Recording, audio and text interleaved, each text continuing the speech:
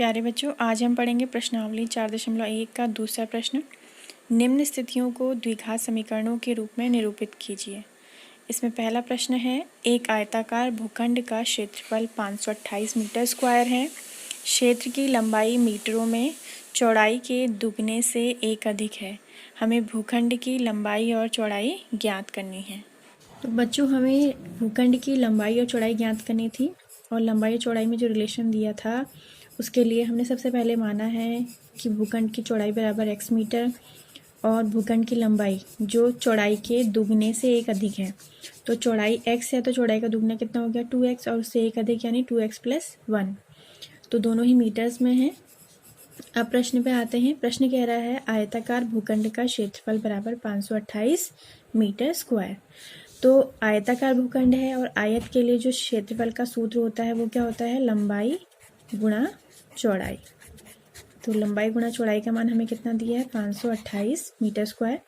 लंबाई का मान है 2x + 1 और चौड़ाई का मान कितना है, x बराबर 528। तो इसे हल करेंगे तो x का गुणा 2x से भी होगा तो 2x स्क्वायर आ जाएगा और 1 से होगा तो x से कम x आ जाएगा बराबर 528।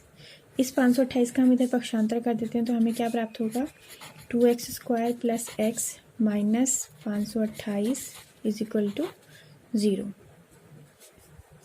तो ये हमारा जो है द्विघात समीकरण है इस स्थिति जो पहली स्थिति दी थी उसके लिए। बाद दूसरा प्रश्न है, इसमें दो क्रमागत धनात्मक पूर्णांकों का गुणनफल 306 है। हमें पूर्णांकों को ज्ञात करना है। तो दूसरे प्रश्न के लिए हमने माना कि पहला पूर्णांक हमारे पास है x और दूसरा पूर्णांक क्योंकि धनात्मक पूर्णांक था तो धनात्मक पूर्णांक हमारे 1 2 3 4 ऐसे स्टार्ट होते हैं 1 से, और 1 के बाद अगला नंबर हमें कब मिलता है, जब हम उसमें एक जोड़ लेते हैं। जैसे 1 में 1 जोड़ेंगे तो 2 मिलता है, 2 में 1 जोड़ेंगे तो 3 मिलता है। तो अगर हमने पहला पूर्णांक x लिया है तो उसमें 1 जोड़ के ही स्वाभाविकता हमें क्या मिल जाएगा, दूसरा पूर्णांक मिल जाएगा। तो इसीलिए हमने पहला पूर्णांक जब x माना है तो अगला पूर्णांक हमारा क्या हो जाएगा, x + 1। क्रमागत का मतलब होता है उसके जस्ट बाद आने वाला। अब प्रश्न पे आते हैं। प्रश्न कहता है इन दोनों पूर्णांकों का गुणनफल है 306। दोनों पूर्णांक मतलब पहला पूर्णांक x और दूसरा पूर्णांक x + 1। जब हम इन दोनों को आपस में गुणा करते हैं तो हमें कितना प्राप्त होता है, 306 प्राप्त होता है। तो अब इसे गुणा करेंगे, x का x से गुणा हुआ x स्क्वायर प्लस x से कम x बराबर 306। तो अब 306 को भी हम इस तरफ ले जा लेंगे तो ये हो जाएगा x स्क्वायर प्लस x, ये प्लस में है इधर जाके माइनस में जाएगा तो माइनस का 306 बराबर 0। यानी ये द्विघात समीकरण हमें प्राप्त हुआ है इस दूसरी स्थिति के लिए, x square plus x minus 306 बराबर 0, जो कि हमारी जो दूसरी स्थिति हमें दी थी उसको निरूपित करता है। तीसरा प्रश्न, रोहन की माँ उससे 26 वर्ष बड़ी है। उनकी आयु वर्षों में का गुणनफल अब से 3 वर्ष पश्चात 360 हो जाएगी और हमें रोहन की वर्तमान आयु ज्ञात करनी है। तो तीसरे प्रश्न में हमें रोहन की वर्तमान आयु ज्ञात करनी है। तो हमने माना रोहन की वर्तमान आयु बराबर x वर्ष और उसकी माताजी की आयु दी थी कि वो रोहन से 26 वर्ष बड़ी है। तो माताजी की आयु x के पदों में हो जाएगी x + 26। अब प्रश्न कह रहा है कि 3 वर्ष पश्चात रोहन की आयु और उसकी माँ की आयु का गुणनफल जो होगा वो होगा 360। ठीक है, तो हम पहले ये लिखेंगे कि 3 वर्ष पश्चात रोहन की आयु कितनी होगी। अभी उसकी आयु कितनी है, x, तो 3 वर्ष पश्चात उसकी आयु कितनी हो जाएगी, x + 3। ठीक है, तो जितने वर्ष बाद होता है उसके लिए हम क्या करते हैं, उतने साल ऐड कर देते हैं। और अगर लिखा होता 3 वर्ष पूर्व तो हम यहाँ क्या करते हैं, x - 3 यानी उतने साल हम कम कर देते। अब ये तो थी रोहन की आयु 3 वर्ष पश्चात। माँ की आयु पहले, अभी जो वर्तमान आयु हमने मानी है वो कितनी है, x + 26। तो 3 वर्ष बाद के लिए हम क्या करेंगे, इसी आयु में हम 3 और ऐड कर देते हैं, जोड़ देते हैं। तो इसको इस तरीके से लिखेंगे, ये 3 वर्ष बाद रोहन की आयु और ये 3 वर्ष पश्चात माँ की आयु, इन दोनों का गुणनफल बराबर 360। तो इसे हल करते हैं, x + 3 गुणा x + 26 + 3। तो x तो नहीं जुड़ेगा लेकिन 26 और 3 आपस में जोड़ेंगे तो x के पीछे क्या आ जाएगा, 26 और 3 29 यानी 29 = 360। अब इन दोनों ब्रैकेट्स को हम गुणा करके खोलेंगे, तो x से पहले इन दोनों में गुणा करते हैं, फिर हम 3 से इन दोनों में गुणा करेंगे। तो x से x में गुणा हुआ कितना आया, x स्क्वायर, फिर x का 29 से गुणा हुआ तो 29x, प्लस 3 का x से गुणा हुआ 3x, प्लस 3 का 29 से गुणा हुआ तो 9 × 27, हाथ से लगा 2, 3 दूना 6 और 2 8 बराबर 360। फिर x स्क्वायर प्लस ये दोनों पद आपस में जुड़ जाएंगे क्योंकि दोनों धन वाले चिन्हों वाले हैं, प्लस चिन्ह में है। तो 9 और 3 12 यानी 29 और 3 कितना हो गया 32x प्लस 87। अब इस 360 को हम इस तरफ लाएंगे तो ये माइनस में कन्वर्ट हो जाएगा, इसका जो चिन्ह है, क्योंकि यहाँ प्लस में था, पक्षांतर करने पे इसका चिन्ह माइनस हो गया। तो हल करते हैं इसे, x स्क्वायर प्लस 32x। अब बड़ी संख्या है माइनस में तो माइनस का चिन्ह आएगा सॉल्व करके। 360 में से 87 घटाते हैं, 10 में से 7 गया 3, यहाँ बचा 5, 5 में से 8 जाता नहीं है तो हम हासिल लेंगे तो 15, 15 में से 8 गया 7 और इधर शेष रहा 2, तो 273 शेष रहा। तो ये हमें तीसरी स्थिति के लिए हमारा द्विघात समीकरण प्राप्त हो गया, x square plus 32x minus 273 बराबर 0। चौथा प्रश्न है, एक रेलगाड़ी 480 किलोमीटर की दूरी समान चाल से तय करती है। यदि इसकी चाल 8 किलोमीटर प्रति घंटा कम होती तो वह उसी दूरी को तय करने में 3 घंटे अधिक लेती। हमें रेलगाड़ी की चाल ज्ञात करनी है। चौथे केस में हमें रेलगाड़ी की चाल ज्ञात करनी है, तो हमने रेलगाड़ी की चाल मान ली है x किलोमीटर प्रति घंटा।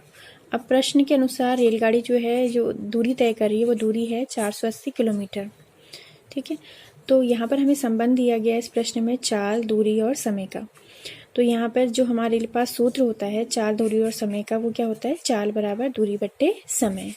या अगर हम समय को ऊपर ले लें और चाल को नीचे ले लें तो उल्टा हो जाएगा, समय बराबर दूरी बट्टे चाल। तो 2 केस हमें दिए हैं कि अगर वो समान चाल से चलती है, नहीं वो x चाल से चलती है, तो 480 किलोमीटर दूरी तय करने में उसको कुछ समय लग रहा है। लेकिन अगर हम अपनी चाल को 8 घंटे प्रति किलोमीटर कम कर लेती है तो जो समय है उसका अमाउंट बढ़ जा रहा है 3 घंटे। तो केस 1 हम लिखते हैं, केस 1 यहाँ पर हम लिखेंगे समय बराबर दूरी कितनी है 480 किलोमीटर और चाल कितनी है हमारे पास x। तो यहाँ पे समय का जो मान निकलेगा वो निकलेगा 480 बट्टे x। दूसरा केस,